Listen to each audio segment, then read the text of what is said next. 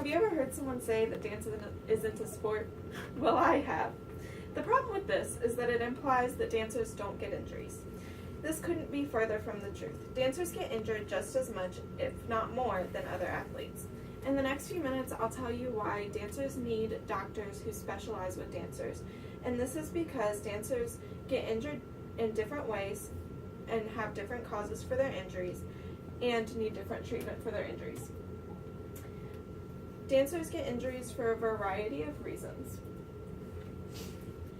Dancers have no rest in their day. They dance for 8 to 10 hours a day, if not more, for rehearsals and shows. And this causes the fact that they have no recovery time, and it causes overuse injuries. And that was said by 4dancers.com. The ballet culture says that you're never good enough, you're never strong enough, you're never flexible enough, and you're never skinny enough.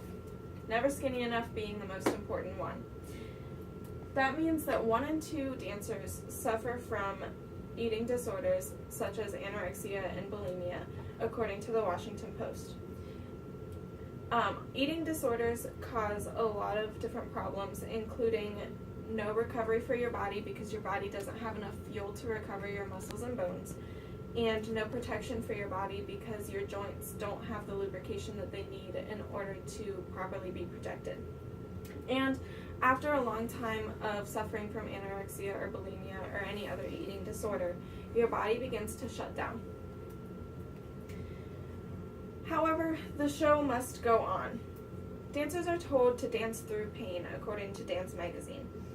This is because if they don't dance through the pain, they have an understudy, and that understudy takes their spot. And they may or may not ever get their spot back, which means their career could be completely over. And when they do dance through the pain, this can cause their injuries to get worse and take a longer time to heal. Injuries are different from other sports. As you can see here, this is an ACL tear, which is very common in other sports. Down here we have a meniscus tear, which is really common in dance.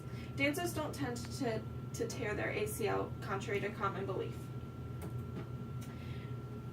In addition to that, dancers' foot structure, along with other bone structure, starts to change throughout time because of the rigorous movement and whatnot that we do at a constant basis. So here you can see that the bone structure of a dancer's foot begins to widen and have more space in it, causing it to be less protected because it's not as closely compact. Also, this means that x-rays and MRIs for dancers look different than they do for other athletes, so they're much harder to diagnose, and so you need a doctor who specializes in looking at the x-rays and MRIs of a dancer so they know what to look for. Injuries are also more common and reoccurring for dancers. 80% of dancers are injured every year, according to NAAS Physiotherapy. And in other sports, only 20% of athletes are injured every year. Dancers are injured because we have physical limitations that keep us from having perfect technique. And all of technique in dance is done in order to protect the body. So if you can't have perfect technique, you can't be perfectly protected. And also, we have a lot of repetition of movement. Every single day we do the same movements over and over and over again in order to perfect them. And this causes a lot of overuse injuries because the same muscles and ligaments and tendons are being used in the same way every day for a lot of hours. Diagnosing and treating dancers is also very different. Surgical options are very common for the average athlete. However, a surgery that would normally help another athlete could completely end a dancer's career because normalcy is not guaranteed after recovery.